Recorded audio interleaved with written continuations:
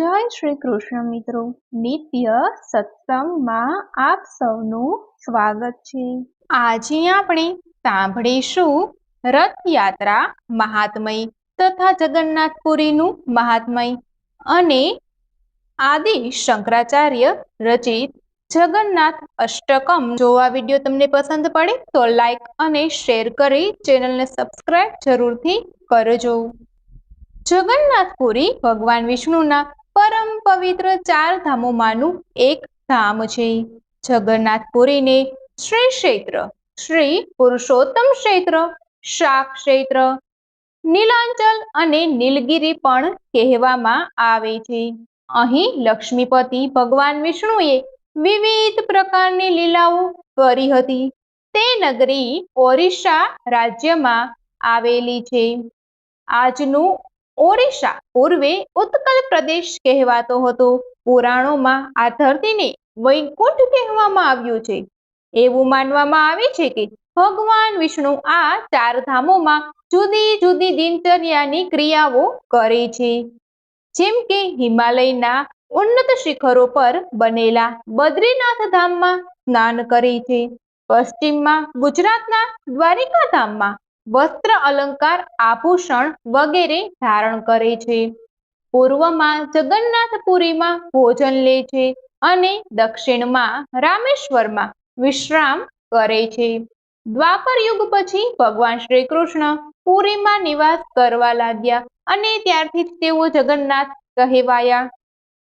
બ્રહ્મપુરાણ અને સ્કંદ પુરાણ પ્રમાણે અહીં ભગવાન વિષ્ણુ પુરુષોત્તમ નીલમાધવના રૂપે અવતરિત થયા હતા।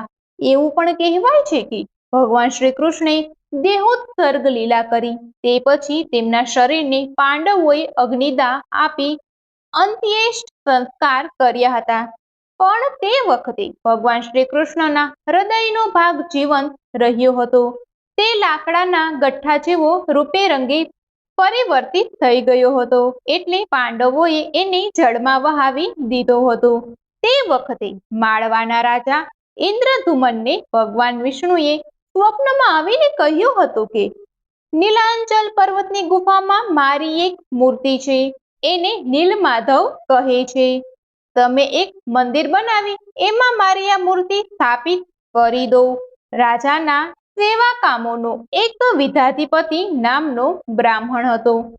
તેણે સબર જનજાતિના કબીલાના મુખિયા વિશ્વસુની પુત્રી સાથે લગ્ન કરી તેની મદદથી નીલમાધવની ગુફા સુધી પહોંચી ત્યાંથી મૂર્તિ ચોરી રાજા ઇન્દ્રધુમને આપી દીધી। પણ ભગવાન વિશ્વસુની ભક્તિથી ગુફામાં પાછા આવી ગયા અને રાજાને ખાતરી આપી કે યોગ્ય સમયે જરૂર તેમની પાસે પાછા ફરશે, પણ તેમણે એમના માટે એક સુંદર મંદિર બનાવી દેવું પડશે। પછી ભગવાને તેમને કહ્યું હતું, મારી મૂર્તિ બનાવવા માટે સમુદ્રમાં તરી રહેલા વૃક્ષના લાકડા જેવો દેખાતો ટુકડો લઈ આવો, જે દ્વારિકાથી તરતો તરતો પુરી તરફ આવી રહ્યો છે। વિશ્વસુની મદદથી તે રાજાને પહોંચાડવામાં આવ્યો। દેવશિલ્પી વિશ્વકર્માએ વૃદ્ધ કારીગરનું રૂપ ધારણ કરી ભગવાન શ્રી કૃષ્ણ, એમના મોટા ભાઈ બલરામ અને બહેન સુભદ્રાની મૂર્તિઓ બનાવવાનું શરૂ કર્યું। ભગવાન શ્રી કૃષ્ણ જગન્નાથ પ્રભુની મૂર્તિમાં પેલો લાકડા જેવો ટુકડો હતો તે હૃદયની જગ્યાએ જ મૂકવામાં આવ્યો। જગન્નાથ મંદિરમાં દર 12 વર્ષે મૂર્તિ નવી બનાવાય છે, ત્યારે આંખો બંધ રાખી અંધારામાં હૃદયનો એ ભાગ નવી મૂર્તિમાં પૂજારી દ્વારા મુકાય છે। એ વખતે એ ભાગ અત્યંત પોચો, સુવાળો અને ધબકતો અનુભવાય છે। દર વર્ષે અષાઢ સુદ બીજને દિવસે ભગવાનની રથયાત્રા નીકળે છે। સૌથી આગળ તાલધ્વજ પર બલરામજી, એમની પાછળ પદ્મધ્વજ રથ પર સુભદ્રાજી અને છેલ્લે ગરુડ ધ્વજ રથ પર ભગવાન જગન્નાથ એટલે કે શ્રી કૃષ્ણ બિરાજે છે। રથયાત્રાના દર્શન પરમ પાવનકારી છે। તેમાં ભાગ લેનારા ભક્તો વિષ્ણુધામ અને વૈકુંઠવાસી બને છે। બીજું રથયાત્રાનું મહાત્મય એ છે કે શ્રી પૂર્ણ પુરુષોત્તમ ભગવાન શ્રી કૃષ્ણ પરમાત્મા જ્યારે ગોકુલની બાળલીલા પૂર્ણ કરી મથુરા પધાર્યા ત્યારે મામા કંસે તેઓને હાનિ પહોંચાડવા અનેક વિવિધ ષડયંત્રો રચેલા, જેમાં કુવલિયા પીઢાથી શલતોષલ મલ્લોની કુસ્તી આ બધાના નાશ કરી તેઓને નિષ્ફળ બનાવ્યા બાદ શ્રી બલરામજીએ સૈનિકોને હળ મુશળથી અટકાવ્યા અને શ્રી કૃષ્ણએ સિંહાસન ઉપરથી નીચે પટકાવીને મામા કંસને મુષ્ટિ પ્રહાર દ્વારા સ્વધામ પહોંચાડ્યા।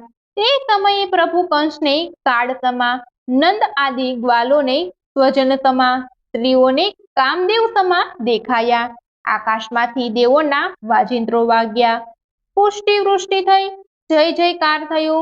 કાલને મિરૂપ કંસના ઉદ્ધારની લીલામાં પ્રભુના થયેલ જ્વલંત વિજયના ઉલ્લાસમાં શ્રી બલરામજી, શ્રી સુભદ્રાજી એવં શ્રી જગન્નાથજી સ્વરૂપ શ્રી કૃષ્ણ પ્રભુની એમ ત્રણેય ભાઈ બહેનની ભવ્યાતિ ભવ્ય વિજય યાત્રા યોજાઈ। એ જ અષાઢી બીજની રથયાત્રા। ત્રણેય રથના નામ તથા તેના ધજાજીના ચિહ્નો અલગ અલગ હોય છે, જેમ કે નંદીઘોષ, તાલધ્વજ અને દર્પદલ। વિશ્વકર્મા પ્રભુએ ઘડેલા ત્રણેય સ્વરૂપોની પ્રતિષ્ઠા સ્વયં બ્રહ્માજીએ જગન્નાથપુરીમાં કરી હતી। આ જ દિવસે શ્રી વલ્લભ મહાપ્રભુજીની તિરોધાન લીલા હનુમાન ઘાટ કાશીમાં થયેલી, તેથી તે દિવસે ત્રિનાથજી રથમાં બિરાજતા નથી। વલ્લભકુળ રથના દર્શને પધારે છે। વહેલી પરોઢે પહીન વિધિ થાય છે। ગવાર, કોળું અને મસાલેદાર ખીચડી આરોગી પ્રભુ રથમાં બિરાજે છે। ત્યારબાદ મોસાળમાં પ્રભુ નગર ચર્ચા દરમિયાન પધારીને બપોરનો વિશ્રામ કરે છે। મોસાળું અને ભોજન બાદ આગળ પ્રસ્થાન કરે છે। વર્ષમાં એકવાર પ્રભુ સામેથી ભક્તોને મળવા પધારે છે અને નગર ચર્ચા કરે છે। તો મિત્રો, આ હતું અષાઢી બીજના રથયાત્રાનું મહાત્મય। તો હવે આપણે શ્રી આદિગુરુ શંકરાચાર્ય રચિત જગન્નાથ અષ્ટકમ સાંભળીએ। હે પ્રભુ, જ્યારે તમે રથયાત્રા દરમિયાન રથ પર બિરાજમાન થઈ સામાન્ય લોકોની વચ્ચે આવો છો, ત્યારે અનેક બ્રાહ્મણો, સાધુ સંતો અને ભક્તો દ્વારા સ્તુતિ કરાવો છો। એ સ્ત્રોત મંત્રો સ્તુતિ સાંભળી પ્રસન્નચિત્ત બની એમના પર અનુગ્રહ કરી પ્રેમ વર્ષણ કરો છો। સમુદ્ર મંથનથી ઉદ્ભવેલા સમુદ્રપુત્રી લક્ષ્મીજીના સ્વામી હે જગન્નાથ પ્રભુ, તમે મારા નયન પથગામી દ્રષ્ટિપથ પર બિરાજમાન રહેનારા એટલે કે મારી દ્રષ્ટિની સન્મુખ રહેનારા બનો। હે મધુસૂદન, ન તો હું રાજ્યની કામના કરું છું, ન તો સુવર્ણ આભૂષણ માણેક જેવા રત્નો ભોગ વૈભવની કામના કરું છું, ન તો લક્ષ્મીજી જેવી સુંદર પત્નીની ઈચ્છાથી પ્રાર્થના કરું છું। હું તો માત્ર એટલું જ ઈચ્છું છું કે ભગવાન શિવજી જેમના ગુણગાન ગાય છે, જેમનું કીર્તન કરે છે, જેમના ચરિત્રનું શ્રવણ કરે છે, તે જગન્નાથ પ્રભુ મારા નયનપથગામી એટલે કે મારી દ્રષ્ટિની સન્મુખ રહેનારા બનો। તો મિત્રો, આ હતું શ્રી રથયાત્રાનું મહાત્મય તથા શ્રી આદિગુરુ શંકરાચાર્યજી રચિત શ્રી જગન્નાથ અષ્ટકમ।